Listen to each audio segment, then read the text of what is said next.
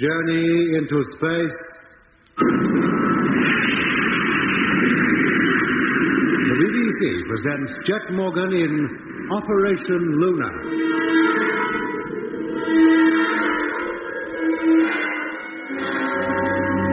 Jet Morgan and his crew have been on the moon for 13 days. During that time, they've carried on their work of exploring the moon's surface and photographing the heavens. Twice since landing on the moon, strange sounds have been heard, and besides Doc seeing the image of a dome-like structure on the televiewer screen, Jet had the uncanny experience of slipping, as he thought, backwards and forwards in time. But during the last 6 days of their stay on the Earth satellite, nothing bothered them, and it was with light hearts and feelings of relief that the four men climbed into the ship for the last time and prepared to take off for the long journey back to Earth and home. Televiewer, stern view, on. All set? All set. Yeah. Gyro. Stand by for count-off. We're going home. But we'll be back. Firing in 15 seconds. Piccadilly, here I come. 10. 5, 4, 3, 2, 1. Contact! Well, press it. Press the switch. I did it. It didn't work. What? Press it again. Hey, Chet, the radio's cut. And the radar. Now the televiewer's going. Listen, the gyro.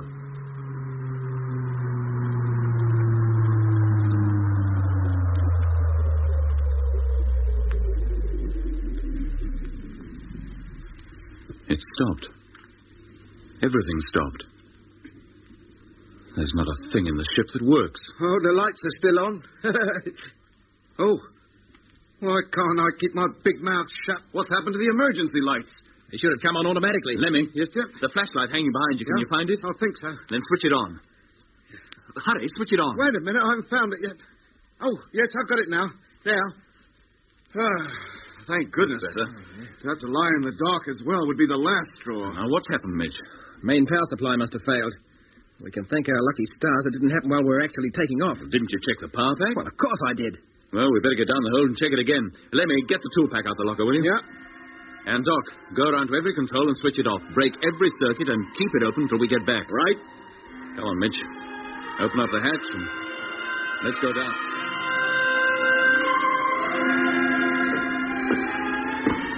Well, Jeff? Nothing wrong, so far as we can tell. Oh, well, thank goodness for that. Shall I start switching on again? Nothing wrong, but she doesn't work. Eh? She's as dead as a doornail. Is that right, Mitch? Yes, Doc. Beats me. I can't understand it at all. The fault must be somewhere else. Up here in the cabin. The main distributor board, maybe. Maybe. We'd better look at that next. Now, while we're about it, you and Lemmy had better start checking the equipment you're responsible for. Okay. See if you can find any trouble there. Sorry, Jet. Just like it was before. As far as I can tell, there's nothing wrong with the radio, radar, or televiewer. The lighting circuit is intact and all. Doc? Same in my department. Air conditioner and automatic oxygen supply are both packed in. Only the pressure indicators are working. They should be. They're not on the circuit. If the oxygen supply doesn't work, how do we breathe? Oh, we can regulate it by hand. Well, at least we won't suffocate. No. You checked the main fuses, didn't you, Lemmy? Yes, Jet, all intact. Well, gentlemen, until we trace the trouble, we're stuck. Stranded. We can't take off. We can't even go outside. The airlock doesn't work either. Blimey. What do we do now? Well, we'll look again. Go over every inch of the ship with a fine tooth comb. Unless we find what's wrong and put it right, we'll be here for good. Look, Jet, for nearly 48 hours we've been at it. We've got to take a rest. How can we rest? But we've taken some of the equipment to pieces a dozen times. At least let two of us sleep. Let's work out a shift system or something. Oh, all right. You and Mitch. Lemmy and I will carry on. We'll wake you up in 4 hours. Let Lemmy sleep, Jet. I can keep going. Oh, thanks. I can hardly keep my eyes open. No, Mitch. One of us, either you or me, must be awake while the other sleeps. Oh. Well, if you say so. Now, come on, Lemmy. Let's try the distributor board again. Well, if there is any traceable fault, it's eluded us. I don't think there's any point in going all over it again. We'll wear out the equipment just by constantly taking it to pieces. And what do we do? Sit and twiddle our thumbs? For a while, yes. A rest will do us all good. Give us time to think. Coming back fresh to the job might help solve it. Well, in any case, we can't go on sweating our insides out. We've got to watch the oxygen supply. How do you mean? Well, it won't last forever. The more physical energy we use up, the quicker the store of oxygen goes down. How much oxygen have we got?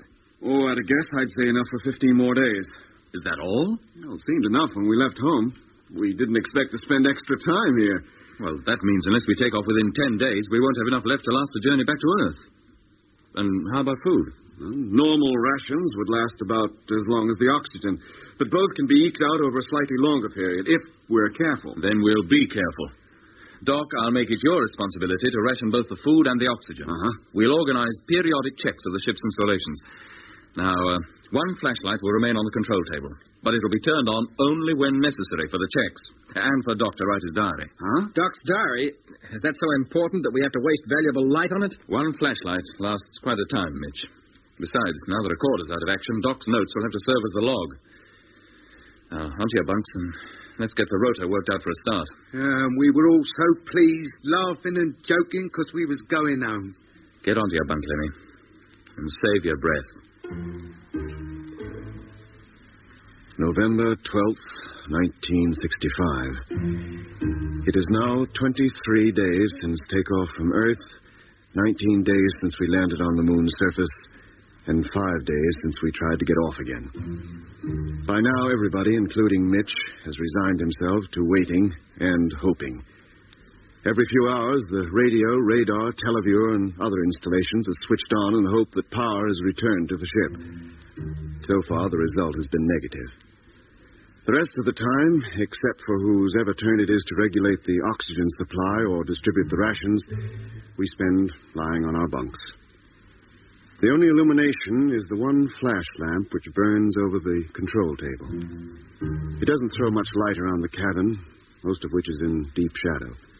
Only the blank, expressionless faces of the dials and gauges staring dimly at us from the darkness that is the wall. The dull gleam of the metal that goes to make up the concave roof reflects what light reaches it, enabling us to make out very faintly the door that leads to the little pilot's cabin in the ship's nose, the cabin which Jet would have entered to pilot the ship through the Earth's atmosphere on the return journey. If we could open that door now and slide back the shutters that cover the airtight window, we could see the surface of the moon, bathed in the pale, reflected Earthlight. Perhaps even see the Earth itself. But, as with the hatch and the airlock, we have no power to open that door, so it remains shut, immovable. The time drags. Talking would make it slip by quickly, but the quicker it passes, the sooner the end, whatever it may be, will be reached. We are all outwardly calm. Occasionally we make jokes, pretty feeble jokes, but the reaction to them is always very good. Every man lives in fear of the others, detecting that he may be, no matter how slightly, afraid. Jet? Yes, Danny? How can you read a book at a time like this? What else is there to do? While the light's on, I might as well take advantage of it. It's getting perishing hot, isn't it? With no air conditioner working, what else do you expect? We could open a window and let in some air. Oh, but it's cool outside. Minus 270 degrees centigrade, if you call that cool. You'd freeze solid the moment you put your foot outside the door. Now I know how it feels to be in a submarine. But we have no way of contacting anybody. Can't even give them an indication of where we are. Oh, I wonder what the boys back in Australia are thinking. If things had gone all right, it would be only a few hours before we'd be home. They'll be looking out for us, wondering why we didn't call them again after we said we were about to take off. Oh, shut up, Lemmy. What a way to end up. In a rocket ship that's supposed to reach 29,000 miles an hour and can't even raise itself a foot above the ground. Oh, shut up, do you hear? Lemmy, Yes, Doc. it's your turn to check the oxygen supply and give out the food. Oh, yes, Doc. Here's the light. Take it. You sure you don't want to go on writing for a bit? No, thank you. How about you, Jet? You won't be able to see to read. I can wait. Oxygen pressure, 29.5. 29.5. 2 tanks still full. 2 tanks. Temperature 92 degrees. 92. Right, now the food, Lemmy. Rations. 4 flasks of fruit juice and 4 airtight sandwich packs. Give them out, Lemmy. Then go back to your bunk and try not to talk so much. Yes, Jack. November 13th. 6 days. We are now really beginning to miss the air conditioner. The heat is almost unbearable, the thermometer standing just over 100 degrees. We have now removed most of our clothes and live in our underwear, and we can expect it to get hotter as each hour goes by. Nobody talks very much. Each man gets up, adjusts the oxygen supply, and distributes the rations as his turn comes round. Almost the only words we've heard these last 2 hours were Jet's orders when we carried out the last tests on the equipment, with the usual result. Nothing. Jet reads constantly. Mitch lies in his bunk, gazing at the ceiling, while Lemmy, who has the bunk above mine, treats us to a musical recital on his harmonica.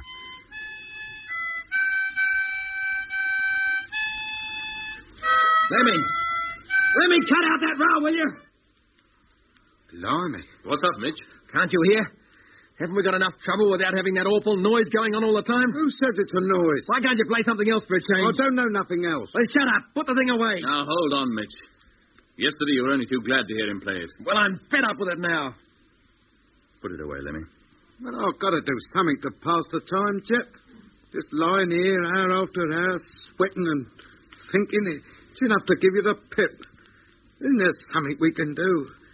Test the equipment again or something. It's not above an hour since we finished the check. Lemmy's right. Lying here in silence is bad. We ought to try to do something collective for short periods. At least keep our minds off things for a bit. How about a nice stroll outside? In the earth light. 7 days. Heat gets worse. Temperature is now way above the 100 mark. None of us has hardly a stitch of clothing on, and our bunks are soaked with perspiration. Monotonously, time drags by. Equipment check, oxygen supply, rations, and in between, Jet doing his utmost to keep our spirits up. We must have played every parlor game that was ever invented. We lie in the dark and fire questions at each other on general knowledge. We no longer know or care whether the answers are right. We take turns reciting verses. It gives us something to do and takes our minds off the inevitable climax which slowly but relentlessly approaches. For unless life returns to the ship within the next 6 days, it must be the end of us all. The Tower of London. That's 14 points to you. Right, Lemmy, your turn. Animal. 4 legs? No. 2 legs. No legs. No legs. No legs. And it's mineral. You just said it was animal. It's mineral. Manufactured? And big. Like a huge donut. Is it manufactured? Made of metal. With a dome where the hole should be. Lemmy. And windows. And a blue light flashing on the roof underneath. And it's coming here. Lemmy. It's coming, I tell you. It's right on us. What? It's glowing. It must be working. No, hold on, I'm coming. Oh! No, Jet, no. There. Something on it. See? See it? Yes. Jet. Good Lord, what on earth is it? Jet. It's like floating. And the light. The flashing light. Jet.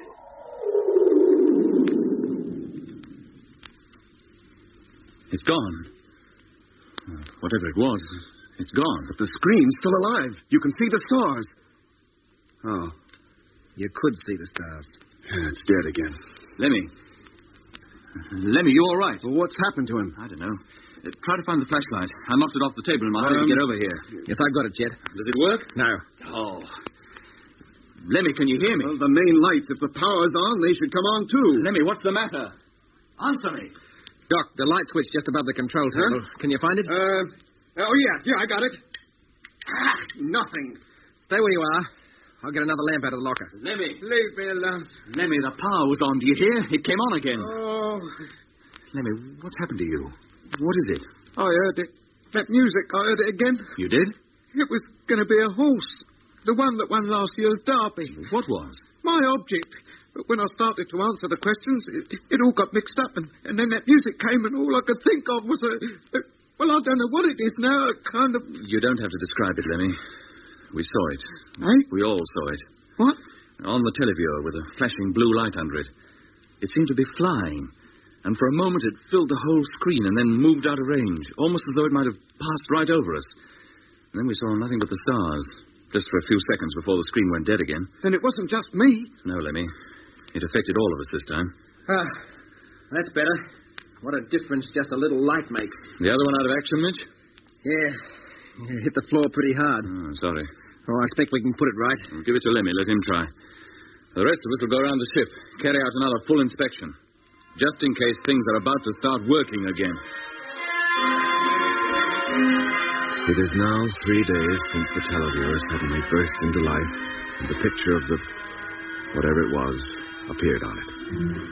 Since then, the ship has been as dead as it ever was. The heat is now beyond description. We are using up the oxygen supply rapidly. I estimate we have barely enough to last 9 days more. And we need 5 of those days for the return journey back to Earth. So we have now only 4 days left. 4 days. If we haven't taken off by then... Jack. Yes, Lemmy? The light's on. Why don't you read it? I've read this book 4 times now. I practically know it by heart. Is it any good? Oh, yes. I first read it as a child. It's always been a favorite of mine. Well, don't keep it all to yourself. Read us a bit. Yeah. Be better than just lying here staring at the ceiling and thinking. Well, I don't think you'd like it all that much. How do we know? Until we've heard it. Here, go on, read it. Well, some of it anyway. We can have another installment next time the light's on. Go on. Oh, all right. If you really want me to. What's it called? And who's it by? It's by H.G. Wells. Oh, yeah? And it's called The First Men in the Moon. Oh. You still want to hear it? Yes, Jet. Go ahead. What difference can it make? Yeah, it might tell us how to get out of this mess we're in. Go on, Jet. Give it a try. Chapter the first. Mr. Bedford meets Mr. Cavor at Lymm. As I sit down to write here amidst the shadows of vine leaves under the blue sky of southern Italy, it comes to me with a certain quality of astonishment that my participation in these amazing adventures of Mr. Cavor was, after all, the outcome of the purest accident. It might have been anyone.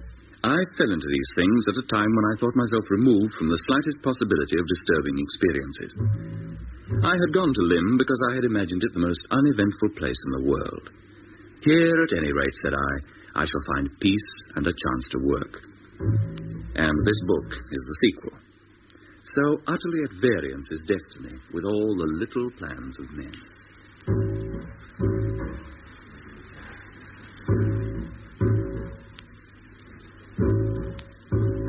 I was, I'm certain, suddenly and vehemently ill. I seem to remember a violent struggle and being gripped by metallic clasps. My next clear recollection is that we were prisoners at we knew not what depth beneath the moon's surface. We were in darkness amidst strange, distracting noises. That's as far as we can go for now. It's time for the light to be put out for 1 hour. Turn it off, will you, Doc? Yeah. Blimey, that Bedford fella certainly ran into a lot of trouble, didn't he? Ingenious idea, those Selenites. Yeah, thank goodness we didn't meet up with any. If there's one thing we have proved by coming up here, it's that there's no life on the moon. None of... What in heaven's name is that? Mice.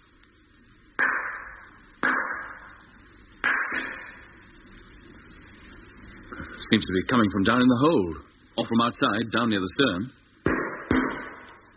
There it goes again. On the other side this time. It's as though somebody were walking around the ship and tapping it to see what it was made of. Or trying to find a way in. What kind of a noise is that?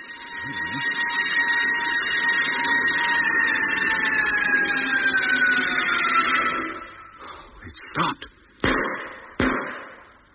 Now they're on the tap again. Going all the way round the ship.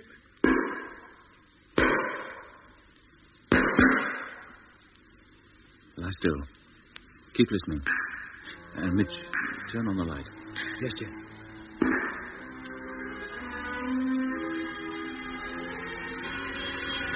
Whatever it was, it must have gone away. Will they be back? How should I know? Keep quiet and listen. 13 days. The strange tapping sounds we heard 3 days ago have not been heard since. We have no idea what they were. Now there is only 1 day left.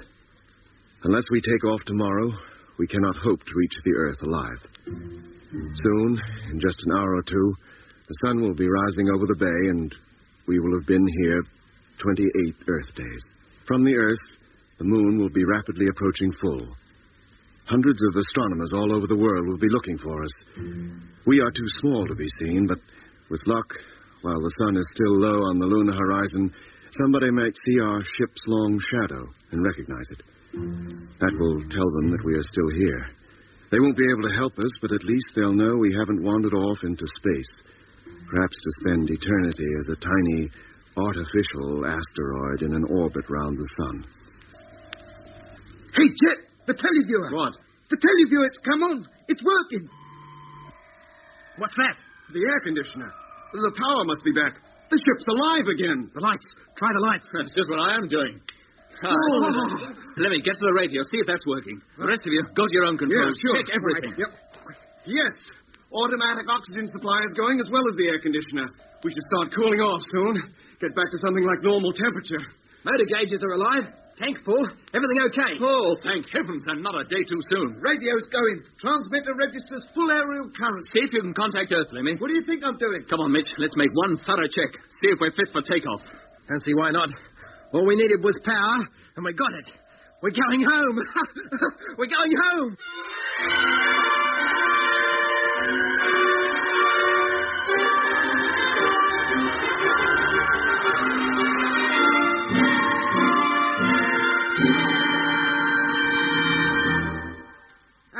Hello. Rocket ship Luna calling. Rocket ship Luna. Calling rocket launching ground. Wonga Walla, Australia. Can you hear me? Come in, please. Over. Any luck, Lemmy? No, Jet, not a peep. Transmitter okay? So far as I can tell, but they can't be listening. Well, you can't blame them. We're more than a week overdue. Well, somebody must be hearing us somewhere. This band seems pretty full. Anybody listening to any of this should hear us. Always supposing they can understand what I'm talking about. Hey, Jet. Yes, Mitch? Motor's okay, so far as I can tell. No reason why we shouldn't take off just as soon as you're ready. Well, we haven't contacted base yet. Oh. How long do you intend to give them? To the last minute. We can't risk approaching Earth without their help and information. And if we don't get them? Then we'll have to take off and take the chance. Don't leave it too long, Jet. I don't think I could stand it if the power cut out again. Oh, we can stay here another 12 hours. We'll make that the deadline, unless we hear from base first and it's okay to take off sooner. Right.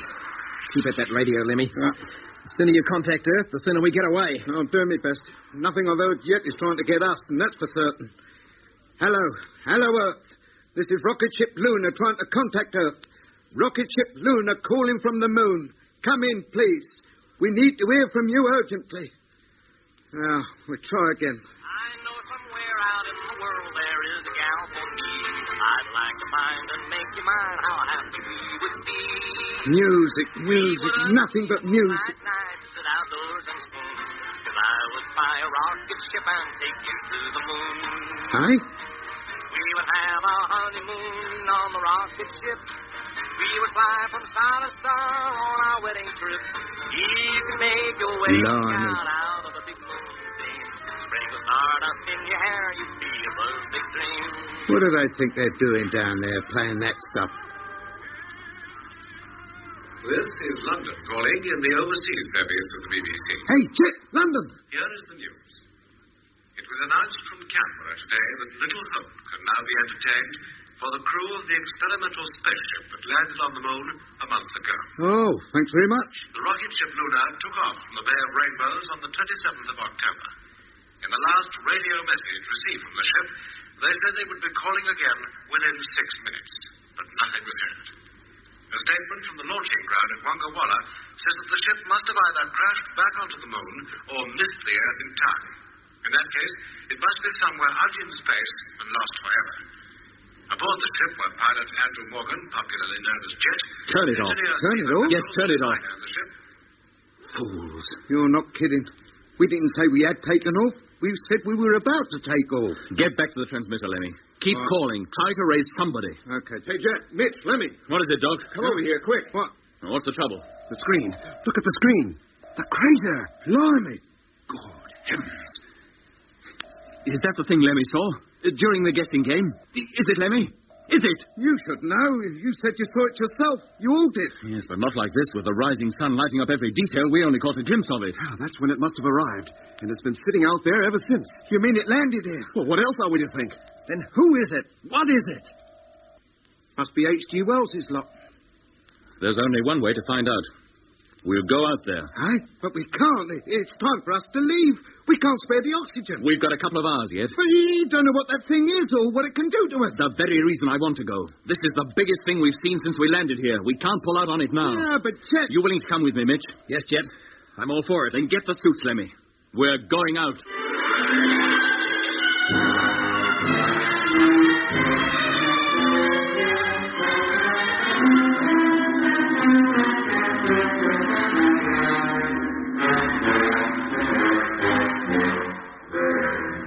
You've been listening to Episode 4 of Journey into Space, with Andrew Foulds as Jet Morgan, Alfie Bass as Lemmy, Guy Kingsley Pointer as Doc, and David Williams as Mitch.